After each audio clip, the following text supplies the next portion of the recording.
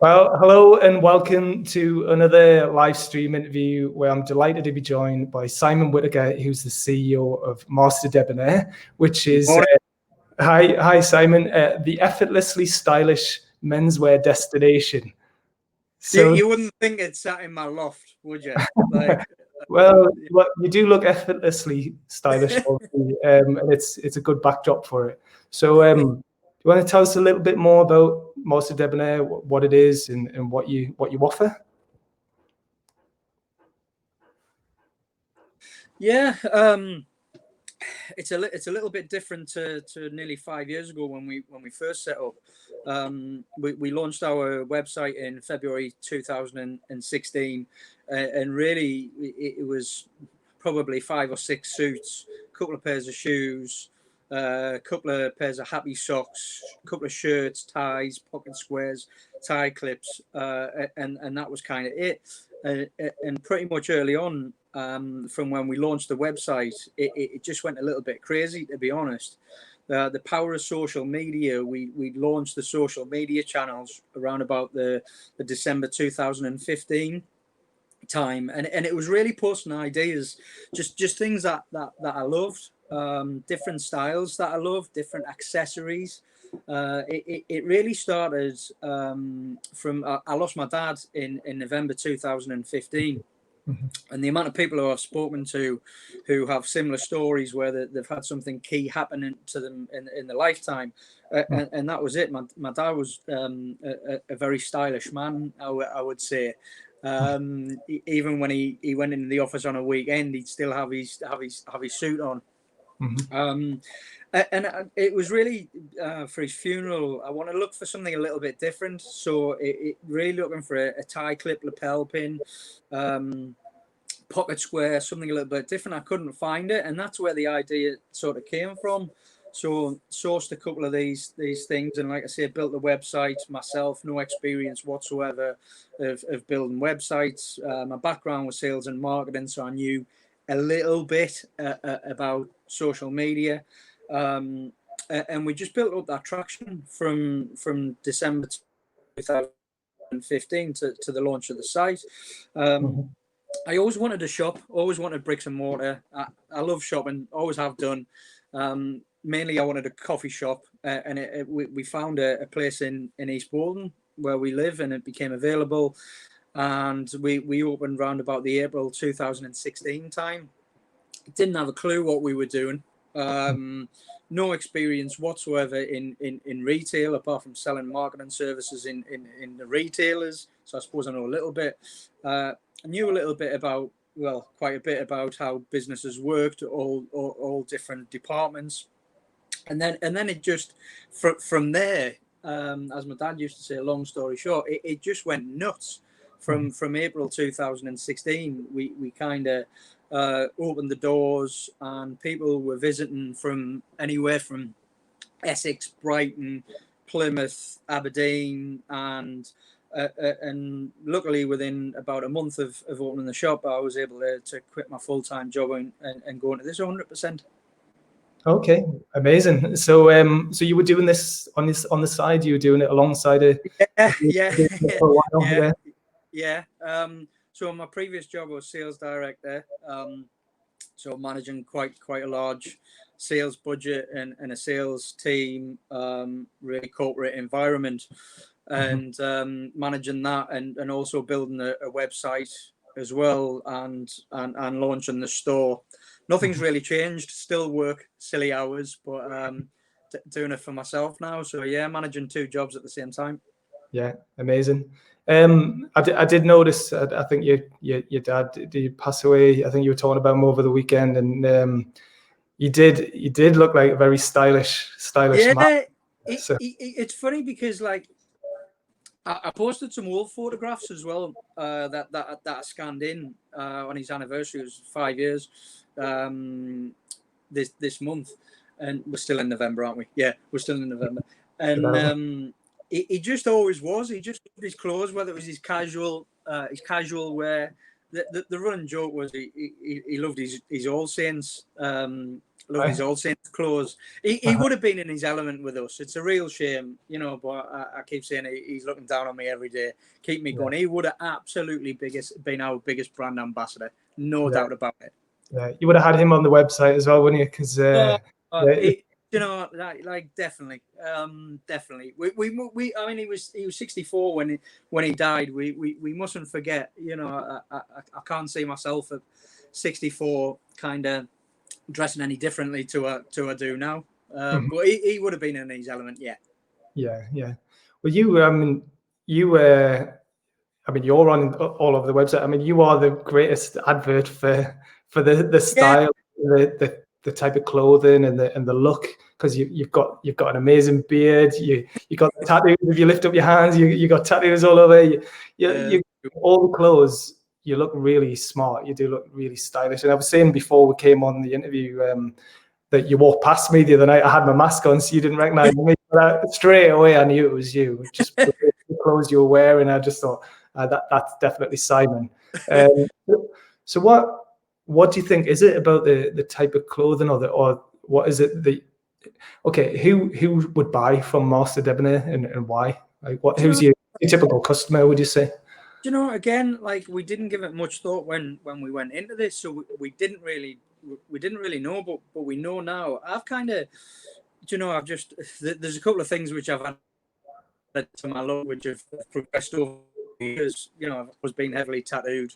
I've always had some form of beard or whatever. So I've never really changed. My style's just evolved, and I just become a little bit more flamboyant by the week because I get very bored very easily. But what we've seen over the years is literally anywhere from sort of the younger guys coming in, so the proms. To sort of the older demographic, but our core demographic is sort of 35 to 45. I'm 47, 48 next year. So it's really, I think anybody, I'll not use the term think I know, because I base a lot on customer feedback. We got one of our customers who I mentioned, Rob Nelson, who lives in Plymouth, and he's been up to the Eastbourne store now about 3 or 4 times. He'll be coming back up soon. He's one of our biggest brand ambassadors, placed something like 70 orders with us in the last 2 years. He's got more Master Debonair products than me now. All of his wardrobe was Stone Island before he found us. Right. Okay. And what we do is we in terms of style, everybody's got different styles, so we try and help people find their own style with little bits of Master Debonair and potentially mix it with other brands out there. My style, I think, changes by the day. I just wake up, and depending on what mood I'm in, the other mood, the other week I was feeling a bit rock and roll, so I put my old leather jacket on. So like, I don't know. It's just whatever I feel good in, and that's what it's all about with our customers as well. It is about our straplines, outfit, and self confidence, and it's really finding that outfit that you can put on and just feel confident. That's what it's all about. I don't think I particularly answered your question, because it's a very different style, but demographic wise, I would say 35 to 45, but right across the board. Yeah. Okay. I mean, from what I've seen, the clothing and the styles and just my own kind of perception of clothing. I mean, I'm not a massive fashion guy. I don't buy that many clothes, but I'd rather buy something higher quality. I'd rather buy less things, but higher quality than fast fashion. I'm not really into fast fashion, So I'd rather buy something that I know is going to last and it's going to make me look and feel good. But it seems to be that, like, maybe when you're younger, you're kind of following the crowd and you're buying the things that everybody else is buying. But then when you get a little bit older and you're a bit more clear on who you are and like what you like and stuff, then you maybe start exploring into new territories, and then you come into your own, like you say, the ages that you're talking about. And maybe when you made a bit of money or a bit of success as well, you want some clothes that kind of reflect that in a subtle way that doesn't. It's not showing off, but it's like, if you know that. All right, I think the hardest thing, in my opinion, for men, I used to go shopping all the time, mainly combining it with going out and having a drink on a Saturday afternoon with my wife and business partner Eve. And I always used to think, wow, like there's some amazing women's shops out there. I'd look at the product and like kind of wished I was female, because there's so many things I could have laid up and everything. And for guys, but I could never find any real inspiration with a lot of other retailers. So maybe it's a case of that. The younger guys, obviously younger guys, I've been there before, follow trends, follow what your friends are wearing, but there are plenty of our customers out there who do who lives around the corner. He's 19-year-old. And he religiously shops with us, and it's because we put different looks out there. We've kind of helped people find the style, and even if it is taking elements, but we find a lot of our customers are willing to experiment. I'll never forget one of our first customers in the original East Bolton shop. He came in and we had pink shirts in. Pretty much all of our products have some form of detail, and we were like, listen, will you try a pink shirt on? He's like, I'll try anything, you just help us. And then we had a pheasant shirt at the time. I was like, will you try this on? He put it under a waistcoat and he loved it. He says, I've never worn anything like this in the past. Yeah. So you just got to have the confidence to come in and just try different things on, but like, walk out puffed up chest. Yeah. So well, clothes can definitely do that, can't they? I mean, it used to be that the suit would be like the armor, that would like make you feel confident in work or whatever. But now, definitely the clothing that you've got. If you're wearing something that looks good, feels good, that's going to give you confidence. Absolutely. Oh yeah, I feel. Now? I think I've been quite lucky over the years with the jobs I've been in. Even my last company, which was really corporate, I could still go in with a tweed suit on, still with a pair of Barkers, tan shoes. So I have been quite fortunate. But you can still look great, in just by dressing down a little bit. I think it's more, sort of in the working environment now. I think it is a bit more relaxed, where you can mix and match a little bit. Yeah. It used to be either blue suit, grey suits, black shoes. Yeah. I mean, there's probably certain sectors, certain industries where it's still like that. Maybe in the kind of professional sectors, like more traditional accountancy sort of thing. Absolutely, and it's like, like we can't cater for everybody, and we don't. We've got a particular style. We've had black shoes in the past, and we've had black suits in, and we've had plain whatever, and it just hasn't worked for us. And now and again we'll get asked for an orange suit or a yellow suit or a burgundy suit. But fortunately, we've launched custom tailoring where you can have them kind of colors now.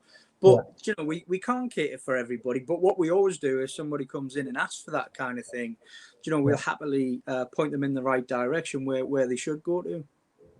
Yeah, love it. Okay, so obviously, well, we're going to encourage people to check out the website, but it's just masterdebonair.com. We might as well get that in now, because it is you do sell worldwide, don't you? You've got your physical stores in Eastbourne and Chesterfield, but you do have customers all around the world. Yeah, so, I think last year we don't actively, not yet anyway. I still feel as though we've got to conquer the UK. We've got a long way to go on that. I think we shipped to something like 40 countries last year, this year. I've been in obviously running the e-commerce side of the business while everybody's been on furlough. I've been shipping orders to Mexico and Australia, and again that's coming direct from social media. So again, the power of social media. But ship all around the world. Amazing. Okay, so I was going to say, as well, we touched on a little bit the type of clothing, but you've got your casual wear. But so do you want to say a little bit about that you launched? Yeah, it was dabbled a little bit in casual wear, because my look over the years, my kind of dress down Fridays in my last job, where I would swap the suit trousers for a pair of jeans. That would be my dress down. So I would still wear tie, shirt, waistcoat, and blazer. But we've dabbled over the years. But when we got the opportunity, the shop next door to us, which was a butcher's, became available at the beginning of last year, 2019. And then upstairs became available in the same building, which was residential. So it was a great opportunity, because we knew we would have to either move out of our original shop, which we really didn't want to do. It's our heritage and where we started from, and great memories in there. And we went for this full 3-story building. And we got that, and that allowed us to move into our casual wear. So we've knocked through now. So we've gone from about 800 square feet to about 3,000 square feet. So we launched our casual wear in Anger last June, July. So we brought the likes of jeans, chinos, more casual footwear, shirts, knitwear, this kind of thing. So really broadening. We always knew that we'd need to broaden our range, and always wanted to, because it was part of our look, but just didn't have the space. And fortunately, having the foresight to do that is probably it has helped us massively this year. Just literally just tick along. The casual wear side of it now is becoming a very big side of our business, because who's going to buy a suit during COVID? Not too many people, and obviously all the prom market, races, and wedding market went.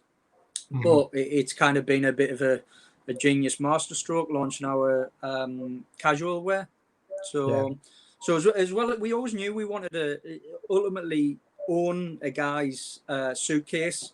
And it took a long time to be able to do that, and it's been a huge investment. But touch wood, it's paying off. Yeah, great. Well, you got some amazing looking clothes, menswear. The other thing I was going to ask about your accessories. So you've got accessories, and then did I read you've just got a new partnership with a company called Fire & Co as well? Yeah. This excites me. This is kind of like, I've always, myself and Eve have always thought that the brand has more legs than just clothing. It just, I don't know. Maybe it's because of the design of the stores, and the stores were designed in a way where you come in and it's welcome to our home. It's not coming to a shop. Like we get people spending 2 hours on the shop floor sitting around. We've put chairs in, we've put charging point in. So we've got the coffee machine in there as well. So again, during lockdown 2, which has done me some favors in some sense, but give me many sleepless nights in others. It's given me the opportunity to look at the likes of beard care, which I've tested for the last couple of months. So we launched those products, which have I think I've reordered about 3 or 4 times in the last 2 or 3 weeks, because they've just gone crazy. We've brought some lovely tie sets in as well. So ties, pocket squares, socks, tie clip. We're just about to launch candles, diffusers, room sprays again, which we've done in the past. But also we've got a sale room. And in terms of what it generates, it kind of, for the square footage that it is, it kind of got a hold of our stock now and managed it really well. So we've got today and tomorrow to convert this room into a lifestyle room. Yeah. So we shot last year with Fire & Co, who were based in South Shields, and they're a wonderful independent business. They started off in bedrooms, but moved into to lounge, living room as well. And again, I go back to wanting to work with local independent businesses, and just ran it past them to say, listen, your style of furniture really complements what we do at Master Debonair. Would you be willing to put furniture into the lifestyle room? Because we've always wanted to offer anything that you see in Master Debonair, you can buy. There's all kinds of things around the shop that Eve's brought in over the years and she's always wanted to sell everything that you can see. So we're going to bring in, we're just painting today, so it's like a beautiful sort of dark greeny colour, racing green. And then the tweed chairs are coming in. There'll be, I don't know, lions on the wall that you can buy, and all this kind of thing. So lighting. So it's really, we're testing it in store, and then we'll decide if it'll go online as well. But again, it's kind of really looking to expand that side of the business. We're also bringing in some beautiful handmade leather goods as well from Coupland Leathers. Caught up last week, and you can pretty much design and build your own wallets, so it fits right in. We are launching, I've just literally launched another business, which is the Sober Judges, which is non-alcoholic beers.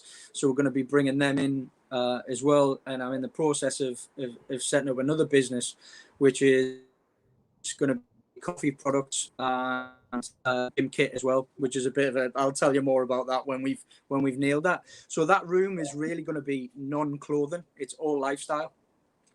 Yeah, no, I love it. I mean, just as if I'm enough on, but it just really does it really filters into Masters Debonair and everybody that comes in. You know, people follow me on social media, and my life's pretty simple and boring. It's either coffee, non-alcoholic beer, and clothes and dogs, and that's it. And that's what you get at Masters Debonair.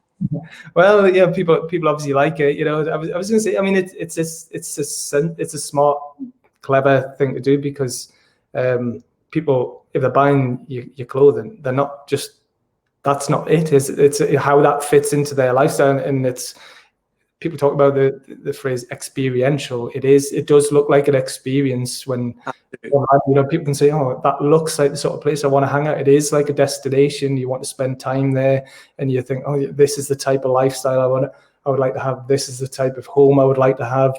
These are the type of things I would like to do. So I think you're doing that really well and getting that across really, really nicely on your social media as well. Thank you. Yeah. So what's I was going to say, yeah, I noticed. So you teetotal, non-alcoholic beer. Yeah.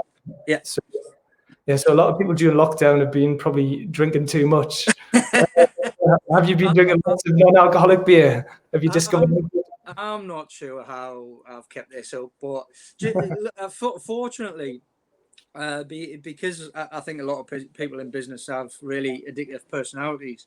So it's either all or nothing. And the usual with me is you know, when I took the decision to come off alcohol, just all into non-alcoholic beers and trying to find different ones. And I've just become a non-alcoholic beer ball. But it's great. It's in terms of business, it's the best thing I ever did. The clarity, it's not for everybody, and I don't shove it down people's faces. I don't think that's the right thing to do. You know, some people don't want to cut down, don't want to quit, and that's kind of fine. I don't judge. This was a personal decision for myself. But in terms of how it helped us in business, it was just phenomenal. It was like the clarity and the energy that it gave me within sort of the first week. So 14 months of that. I would hate to think if I was still drinking now, I don't think I would have got through this year. Still drinking, but it's phenomenal market. The market's grown huge in non-alcoholic drinks, and it's not like the old days, you know, sort of 50 years ago when I was a teenager, where it was like the only thing you could get was Barbican. It's just these phenomenal beers. You know, Brewdog, all the big guys are doing it, and it's great craft beer. Yeah, I mean, I must admit, I don't know much about non-alcoholic beer, but I noticed you were drinking some Brewdog. Was it Punk AF? Yeah. Free, so it's yeah. I mean, what I think it just says something when Brewdog open a full alcohol-free bar in London. The market has just grown massively over the last year, and not people just quitting. Some people just want to supplement what they drink with that taste. It's a huge growing market. I mean, to the point where I was trying to find the Guinness recalled their alcohol-free beer recently, but I tried I think 6 different supermarkets one Saturday, and I couldn't get any because it's sold out. All right. Well, okay. So I was going to say, like, is it easy to find? I've never really looked for. I mean, I don't drink a lot of beer. I do like beer. I do like it, but I don't. Every supermarket has non-alcoholic drinks. Some better than others. Some kind of the standard stuff. Others from smaller breweries. I tend to try and go for the small independent breweries rather than the well-known stuff. It tastes better as well. Yeah. And I know. So you're into cycling as well and CrossFit, and you go weight training. So is that why? Is it like a health thing? It's all part of the same. No, not really. I've made I'm pretty vocal about certainly the mental challenges that I've faced over the years. And it just came to a head, September 2019, where I had to make the decision. Otherwise, I was going to lose everything, my wife, the business, and probably a lot of people around me. So it was the right decision for me. It wasn't from a physical point of view. I think from a mental point of view, that I needed to do something and do it quick. I've always trained in some way. I love cycling. I don't do enough of it. So what I've done is, I bought a new bike this year, and it's the best thing I've ever done. But the thing is, I need to get out on it. So I've decided that I'm cycling. I'm over there this afternoon. I'm cycling to training now. So at least I'm not saying, right, I need to go out and do 50, 60 miles on my bike. I'll just cycle to training and back, which is 15 miles. Yeah, good. So it's so important. Physical exercise to me, it keeps me mentally right. And I keep saying it's probably the best therapist that I've got, my PT instructor. Because I can just go and talk and moan, and to the point where I can't anymore because I'm exercising that hard. But I love training, always love training, and I'll be doing more once I get a little bit more time. Yeah, no, it's great. I mean, there's no downside to it, is it? Because it's you're going to be physically fit. It is good for your mental health to do some exercise, even if it's just a little bit of exercise. And it's also it's good for your brand, is it? It's good for you and good for your brand, because if you look good and you feel good, then that's that confidence. Because I took the decision. I had about 12 months away from sort of being the face of the business, because I just thought it was, it's not kind of look at Simon. I'm not that kind of person. It just so happens that with having ultimately a fashion brand, that you do need, and people have bought into me, not in a big-headed way. I think because of my honesty and the way we are, and we're normal people. All of our customers are normal people, so it kind of, I don't know. I see a lot of customers who all of a sudden are going out cycling, and if it just helps, one or two people by seeing me, I don't know, and inspires them to do whatever, get on a bike or go out a walk or set up a business. I feel as though like I've kind of done my job, and I'd like to give more back next year. Once we get back on track, and I think that's important when you're in the public. I did read a comment yesterday. I'll not mention her name, but I commented on one of her posts on LinkedIn, and she was at a well-known brand a good few years ago, and they were encouraged to go out and go and walk during working hours and go and touch a tree, not hug a tree, but touch a tree. And I thought, do you know what it is? That's fantastic. Because sometimes you just take 10 minutes to get out of the office environment. So you don't have to like walk for 13 miles like I do, or go and cycle 50 miles. Just take like 5 minutes. It's so important. So important for mental health. Yeah, no, definitely. Well, I know during the lockdown, well, particularly the first lockdown, I started going out on my skateboard every morning.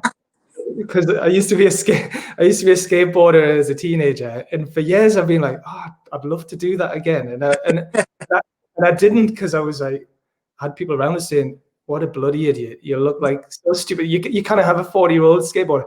So this year I thought, screw it, I'm going to do it. Why not? And I've loved it. Like, I've loved it because every morning I've been going out for like 45 minutes or whatever to an hour.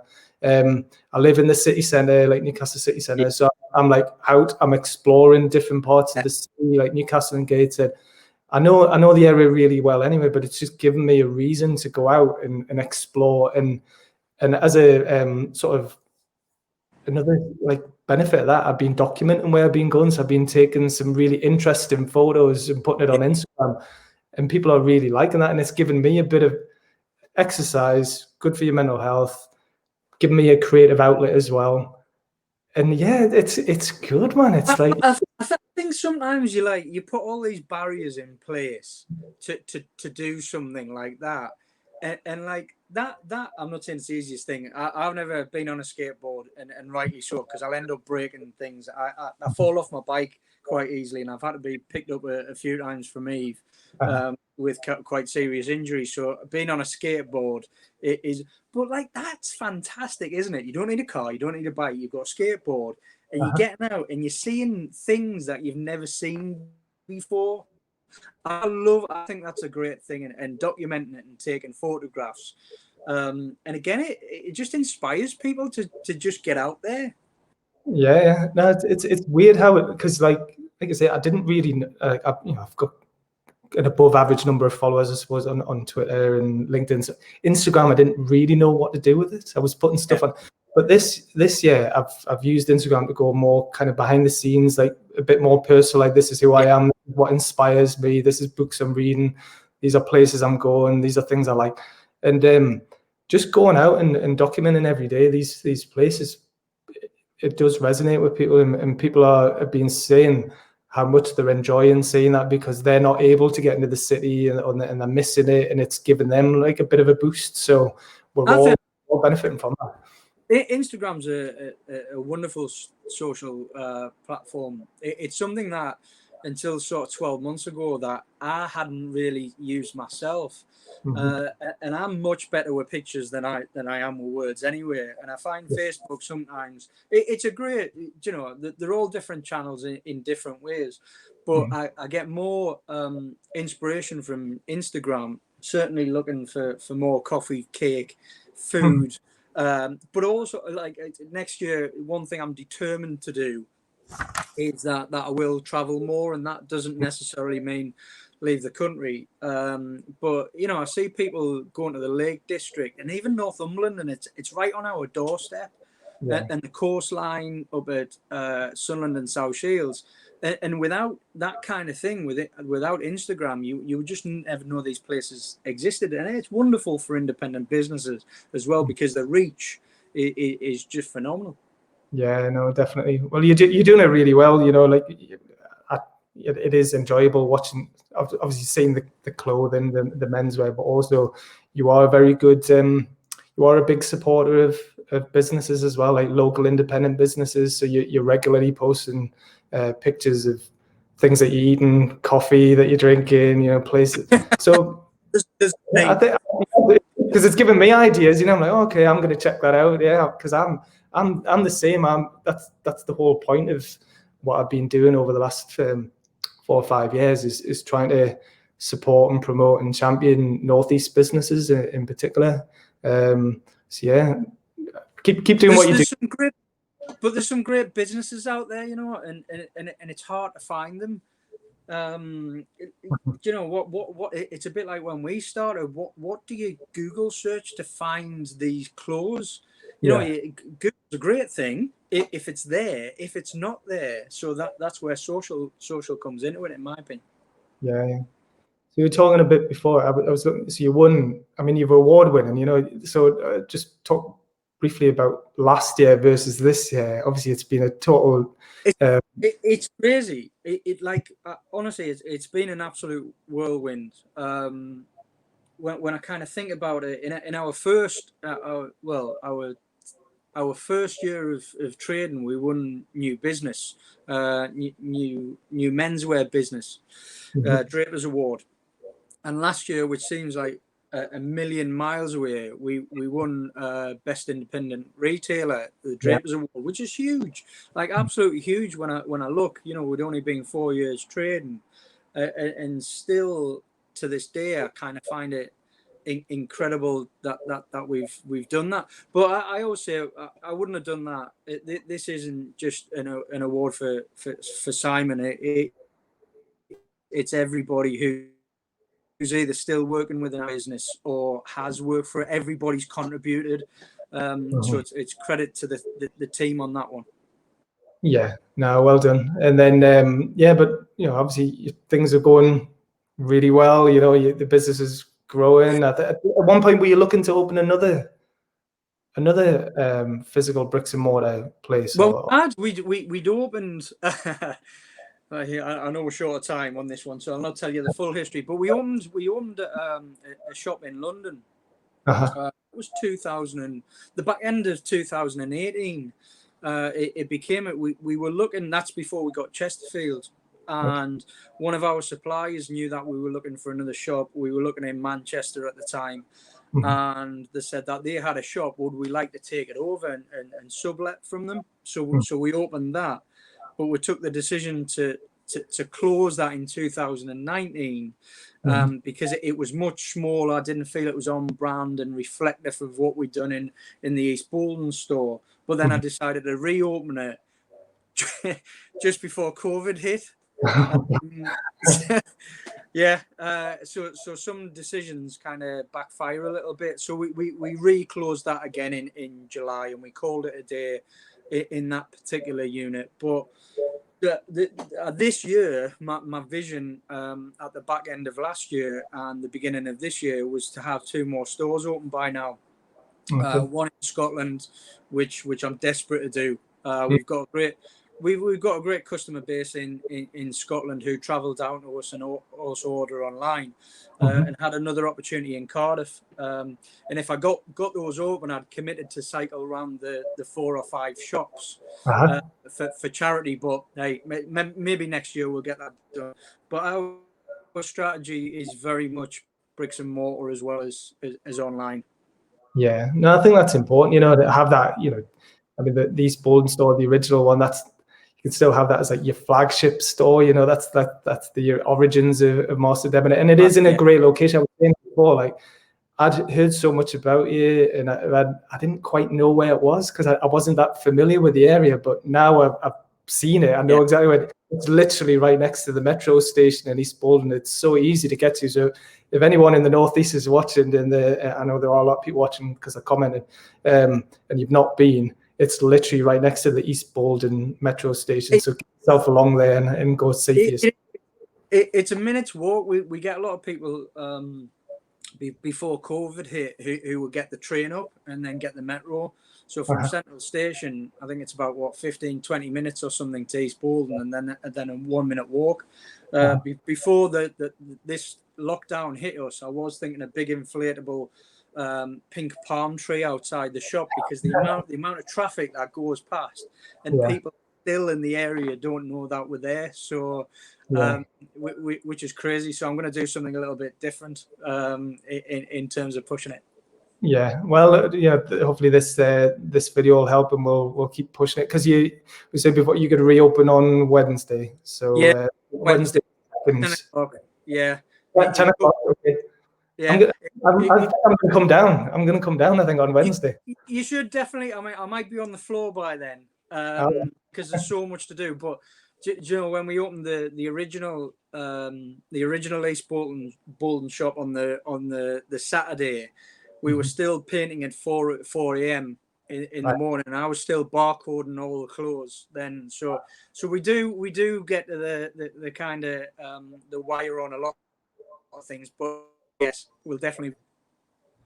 Okay, and it's great to hear that you're looking to open in Scotland because I was thinking, I think the Northeast in particular, right? There's a lot of businesses always look south; they're always looking to London, but why not look north? Because particularly somewhere like Edinburgh. I mean, Edinburgh's only an hour and a half on the train, and then Glasgow is another.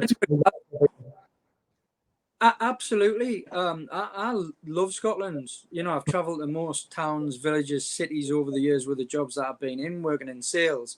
But I absolutely love Scotland. And I think it's desperate for a retailer like us to actually to go up there. I don't think there's a great deal of choice, and I think it gets left behind sometimes. I'm not quite sure why, but definitely it's. You know, it's got that feel in certain parts of it. I can't say we'd ever be in a city centre. I would never say never, but certainly on the outskirts of a city centre, there's some beautiful places that are accessible.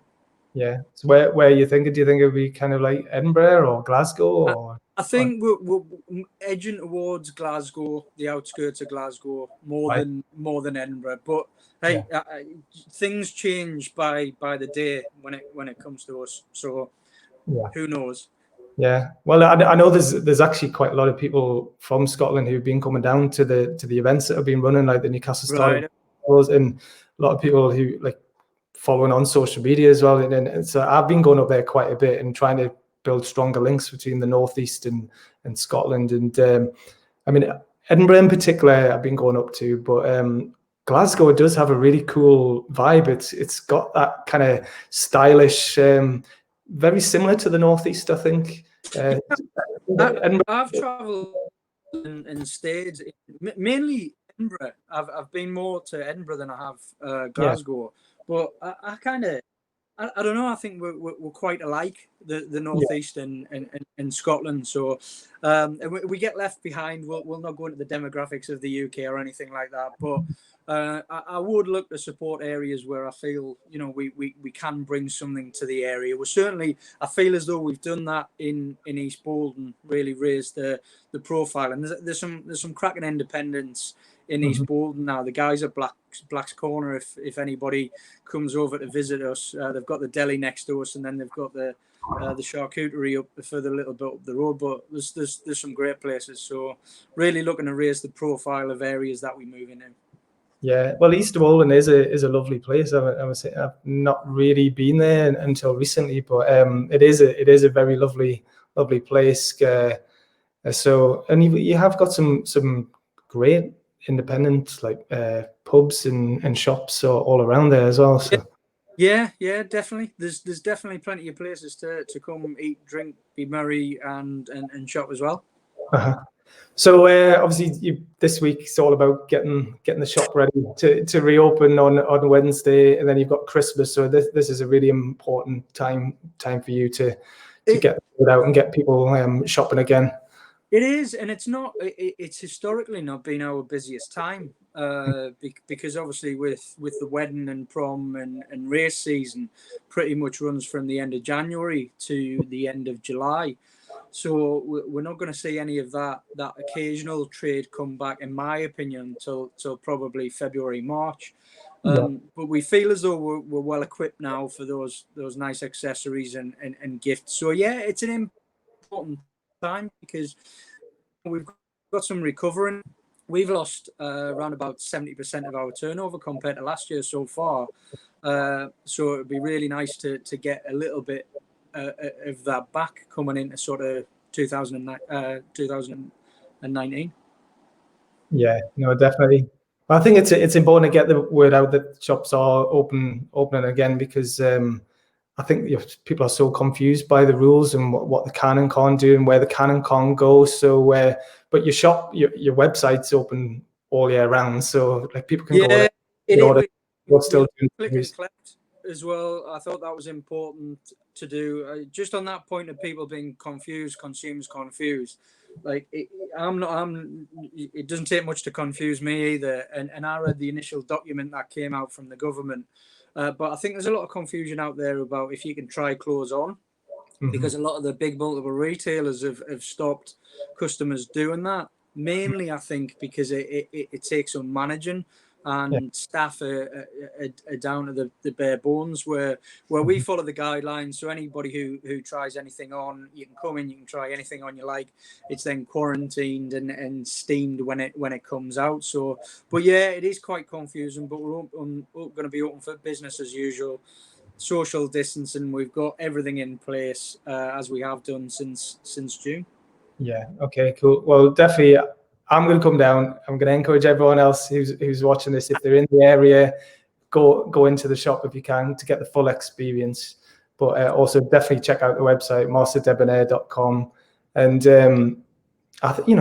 for Christmas presents, if obviously, it is personal. Like menswear is personal, so encourage the men in your life to check out the website and choose something. But if they can't choose something, or you just want to get them a surprise, you sell gift vouchers as well, don't you? Yeah, we do. Yeah, they've been really popular over the last couple of weeks. Uh-huh. Like I say as well, the casual collection. I don't know how many checked shirts have been purchased. So there's some great gifts in there.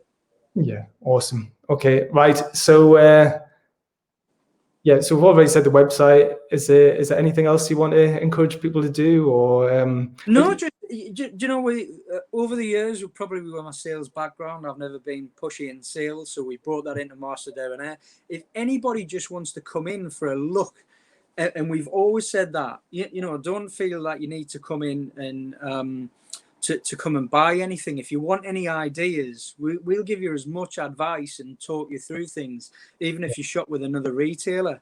So just come in and have a chin wag, sit around as well, enjoy the new furniture that's coming in. Come and sit back and have a coffee. So can't wait to get back open. Really excited. Awesome. Okay. So so check out the website, masterdebonair.com. Go visit if you can. On social media, what's the? I know you can find it everywhere. Yeah, just search for Master Debonair. So we're highly active on Facebook, Instagram, Twitter, Pinterest, LinkedIn. So pretty much all the channels. Just go and follow us and see if it's for you. Yeah, brilliant. Okay, well, good luck with the reopening and the repainting and getting ready for Wednesday. And I look forward to coming in and having a chat in person with. I'll have my mask on as well. So, but if you forget it, it's all right. We dish them out. So okay, right. Really enjoyed talking to you, Simon. Okay, thank you. All right, cheers. Appreciate it. Take care, everyone. Bye now. Bye. Yeah.